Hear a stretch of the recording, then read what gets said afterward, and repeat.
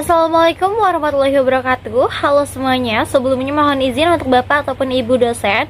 Perkenalkan, nama saya Naula Salisa Zahrani dari jurusan Ilmu Administrasi Bisnis. NIM saya di 0527021 di 86-nya. Di sini saya akan menjawab tugas 1 dari mata kuliah logika. Untuk soal pertama, jawabannya itu yang pertama di varian ada term konkret, ada di term abstrak. Untuk term konkret sendiri dia tuh yang menunjuk pada sesuatu yang dapat ditangkap oleh panca indera, seperti kayak meja, buku, ataupun manusia.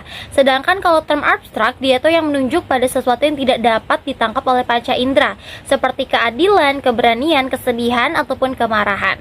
Terus untuk di term selanjutnya ada juga di varian yang term umumnya. Untuk di varian term umum sama term khusus ya.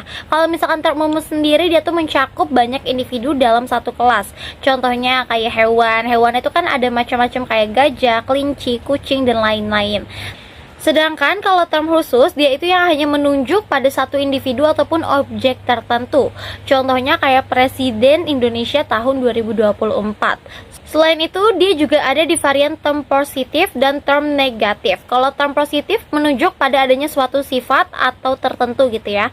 Contohnya kayak jujur, pintar, teladan, atau toleran. Sedangkan kalau term negatif menunjuk pada ketiadaan sesuatu ataupun penolakan suatu sifat.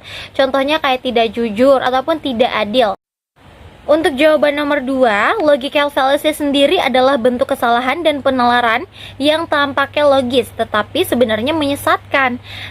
Dalam buku logika sendiri, salah satu bentuk sesat pikir yang dibahas adalah si ad hominem ya. Untuk si ad hominem ini, dia tuh fallacy yang terjadi ketika seseorang menyerang secara pribadi lawan bicaranya. Jadi bukan argumennya. Contohnya, kamu tidak layak bicara soal pendidikan karena kamu sendiri tidak lulus kuliah. Oke, pernyataan itu tidak membantah isi argumen, melainkan menyerang pribadi ya, menyerang secara pribadi. Referensi lain juga menjelaskan bentuk logical fallacy yaitu seperti di false dilemma, menyajikan hanya dua pilihan ekstrim, padahal ada pilihan lain yang mungkin. Untuk cara-cara menghindari logical fallacy sendiri dia tuh ada banyak. Yang pertama, dikuasai terlebih dahulu untuk dasar-dasar logika dan argumentasi yang benar. Untuk yang kedua, fokus pada isi argumen, bukan orang yang berargumen. Yang ketiga, gunakan bukti dan penalaran secara objektif. Yang keempat, kalian juga bisa berlatih untuk berpikir secara kritis dan terbuka. Oke, demikian jawaban yang bisa saya sampaikan. Selebihnya mohon maaf kalau misalkan ada kekurangan. Wabillahi taufiq wal hidayah. Wassalamualaikum warahmatullahi wabarakatuh.